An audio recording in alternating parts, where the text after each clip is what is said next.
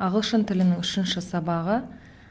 Біз бүгін жаңа сөйлем жасауды үйренеміз. Мен студентпін деген сөйлемді қалай ағылшынша жасаймыз. Мен деген сөзді біз білеміз, I болады. Ал студент деген ағылшынша student. Сонымен осы екі сөзді байланыстыру керекпіз, яғни мен студентпін деп айту қажетпіз. Оны жасау үшін көмекке be деген етістік келеді. Қазақша аудармасы болу деген етістік.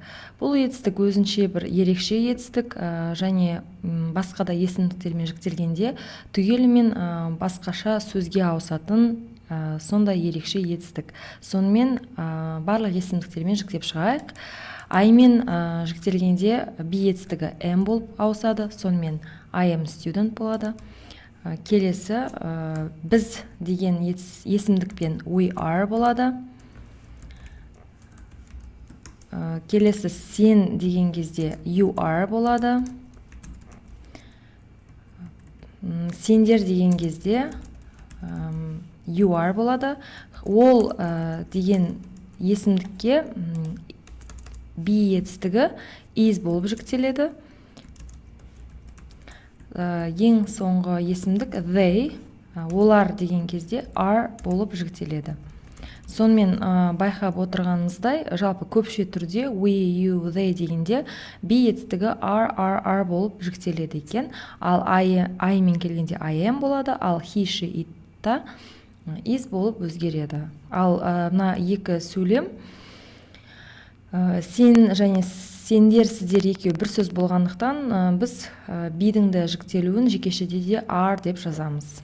Сонымен мен мына жерде байқап отырсаңыз, кейде артикль қойдым, кейде артикль қоймадым. Барлығын бірдей етіп дұрыстап шығайық. Сонымен артикль міндетті түрде қоямыз. Жекеше түрде болса I'm a student болады. Яғни мен жалпы студентпін, студенттердің бірімін деген мағынадағы сөйлем. We are students. Біз студенттерміз дейміз. Біз бір студент емеспіз. Яғни we are a student деп айтпаймыз. Біздер студенттерміз дейміз. Сондықтан міндетті түрде көпше түрге бірден ауыстырып s жалғауын жалғаймыз. Және біз білеміз, көпше түрде нақты емес артикль жалғанбайды, яғни нақты емес артикль қолданылмайды. You are a student, сен студентсің, яғни студенттің бірісің деген мағынадағы сөйлем. You are students, сендер студентсіңдер. He, she, it is a student, ол студент. They are students, олар студенттер. Сонымен сөйлемдерді құрадық. Мынандай зат есімдермен де сөйлем құрап көрейік. Доктор, дәрігер, немесе инженер. Мысалы, олар инженерлер деп айтайық. They are engineers дейміз. They are engineers. Ол дәрігер дейік. She is a doctor дейміз.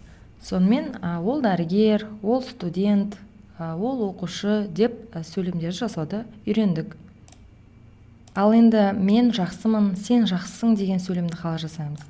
Менді білеміз, ал жақсы деген сын есім ағылшынша good деген сөз болады. Сонымен мен жақсымын деген дәл алдындағыдай I am good деп айтамыз. Сын есім алдында артикль қолданылмайды, артикль тек зат есім алдында қолданылады. Сонымен мен жақсымын деген сөйлем құралды. Енді барлық есімдіктермен осы сөйлемді жіктеп шығайық. Сонымен басқа да есімдіктермен жіктеп шықтық. Біз жақсымыз. You are good.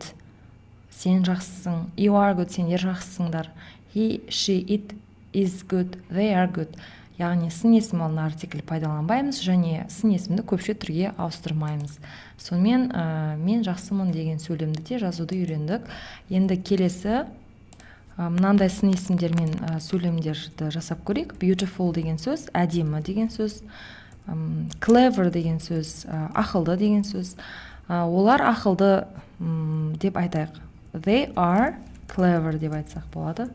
Немесе біз әдеміміз. We are beautiful.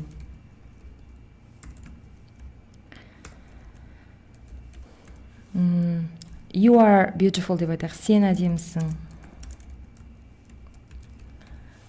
Сонымен біз сын есіммен де сөйлем жасауды үйрендік. Ал енді осы үйренген екі сөйлемімізді біріктірсек қалай, яғни мен студентпін, мен жақсымын ғана емес, мен жақсы студентпін деп қалай жасаймыз?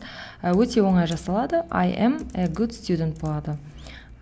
Яғни сын есімді мына зат есімнің алдына қоямыз және артикльді міндетті түрде қолданамыз, өйткені бізде зат есім бар және ол зат есімнің нақты немесе нақты емес екенін анықтау үшін міндетті түрде артикльді пайдаланамыз.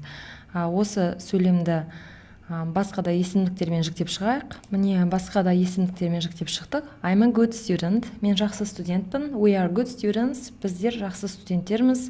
You are a good student. You are good students. He, she, it is a good student. They are good students. Олар жақсы студенттер деп сөйлемдер жасадық. Ал енді осы үйренген сөйлемдерді қалай сұрақ сөйлемге айналдырамыз? Жалпы біз сөйлем алдына do деген қосымша етістікті пайдаланып сұрақ сөйлемге айналдыратын едік. Қазір қалай болады?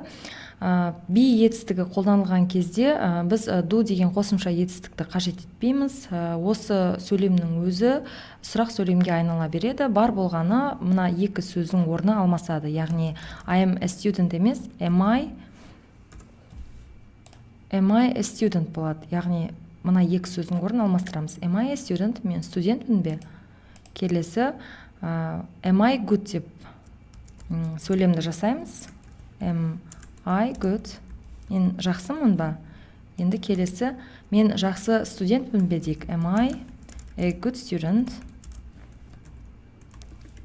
Сонымен сөйлемдерді жасап үйрендік. Басқа да мысалдар келтірейік. Мысалы, сен әдемі студентсің бе? Сен деген you are a beautiful student деп айтайық. Енді осыны сұрақ сөйлемге айналдырайық. Бар болғаны мына екі сөздің орнын алмастырамыз. Are you a beautiful student деп сұрақ сөйлемге айналдырамыз. Сонымен басқа да мысалдар жасайық. He is a clever boy. Ол ақылды бала. Boy деген бала деген сөз. Is he a clever boy? Ол ақылды бала ма? It is a good library. It деген біз білеміз адамнан басқа барлық заттарға, яғни үшінші жақ ол деген сөзге пайдаланатын есімдік. Ол жақсы кітапхана. Ол жақсы кітапхана ма? Is it a good library? Мына сөйлемдерге қарайық. He is a good boy. Ол жақсы бала. She is a clever girl. Да, артикльді ұмыттық. Ол ақылды қыз. It is a good library. Ол жақсы кітапхана. They are good students. Олар жақсы студенттер. Біз білеміз, ол деген есімдік жалпы үшінші жақты көрсететін есімдік. Сондықтан да біз былай деп те айтсақ болады. He is a good boy емес, тек қана Азамат is a good boy деп айтсақ та болады. Азамат жақсы бала. She is a clever girl. Мысалы, Лейла is a clever girl. Келесі, it is a good library. Мысалы, орталық кітапхана, жақсы кітапхана дейік. Орталық кітапхана, Central Library, is a good library. Яғни, it деген сөздің орнына біз мына Central Library'ді қойдық. Өйткені үшінші жақта біз айта аламыз ол сөйлемдерді. They are good students дегенге, мысалы, Азамат and Лейла are good students. Азамат және Лейла жақсы студенттер деп айта аламыз. Дәл осындай басқа да сөйлемдерді құрап үйренейік. John is a clever student. John ақылды студент. Sandra is a nice person. Sandra жақсы адам. Nice деген жақсы, әдемі адам деген мағынада сөйлем. The school is big. Мектеп үлкен. Flowers are beautiful. Гүлдер әдемі. Үшінші жақ болғандықтан біз he, she, it немесе they'дің орнына мына сөздерді пайдаланамыз да is деген сөздерді қоямыз. Яғни жіктелгенде осылай жіктеледі.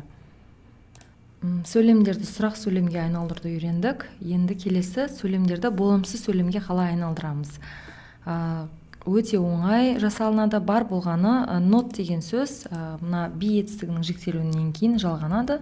Сонымен сөйлем болымсыз сөйлемге айналды. I'm not a good student. Басқа да есімдіктермен жіктеп шығайық. яғни be етістігі үшін бізге do not деген қосымша етістік қажет емес. Біз бірден not сөзін жалғай береміз. Сонымен I'm not a good student, we are not good students, you are not a good student, you are not good students, she, he, it is not a good student, they are not good students. Яғни емес, жақсы студенттер емес, сен жақсы студент емессің деп болымсыз сөйлемге айналдыра аламыз. Және ағылшын тілінде қысқартулар пайдаланылады. Сондықтан мысалы I am not деп жүргенше I'm not деп қысқартып айтуға болады. We are not дегенде we aren't, he is not дегенде he isn't деп қысқартып айтуға болады.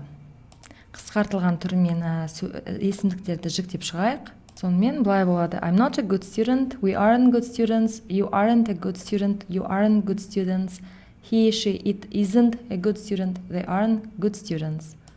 Сонымен біз am I a student, am I a good student деген сұрақтарға жауап беруді білеміз. Мен студентпін ба, мен жақсымын ба, мен жақсы студентпін ба дегенге yes, I am a student, yes, I am good, yes, I am a good student, немесе no, I'm not a student, no, I'm not good, no, I'm not a good student деп жауап беруді білеміз. Мына сөйлемдерді де болымсыз сөйлемге айналдырып көрейік. Сонымен John is not a clever student. John ақылды студент емес. Sandra is not a nice person. The school is not big. Is not деген емес, қысқа түрін пайдаланып көрейік. Isn't big. Мектеп үлкен емес. Гүлдер әдемі емес дейік. Flowers aren't beautiful. Яғни біз is not'ты толық жазсақ та болады, қысқартылған түрінде пайдалансақ болады. Сонымен мынандай сөйлемдер жасап көрейік. You are Layla, сен Лейласың. You are a nice person, сен жақсы адамсың. You are not a bad girl, сен жаман қыз емессің. You like people, сен адамдарды жақсы көресің, ұнатасың. Келесі. John is a clever student. John ақылды студент. He likes math. Ол математиканы ұнатады. John goes to a library because he reads books. John кітапханаға барады, өйткені ол кітаптар оқиды. Сонымен біз үшінші сабақта мынандай сөйлемдер жасауды үйрендік. You are a good student, Sandra is a nice person, they are clever, we are people, he is not a bad boy, you are good boys. Сен жақсы студентсің, Сандра жақсы адам, олар ақылды, біздер адамдармыз, ол жаман бала емес, сендер жақсы балаларсыңдар деген сөйлемдерді жасадық.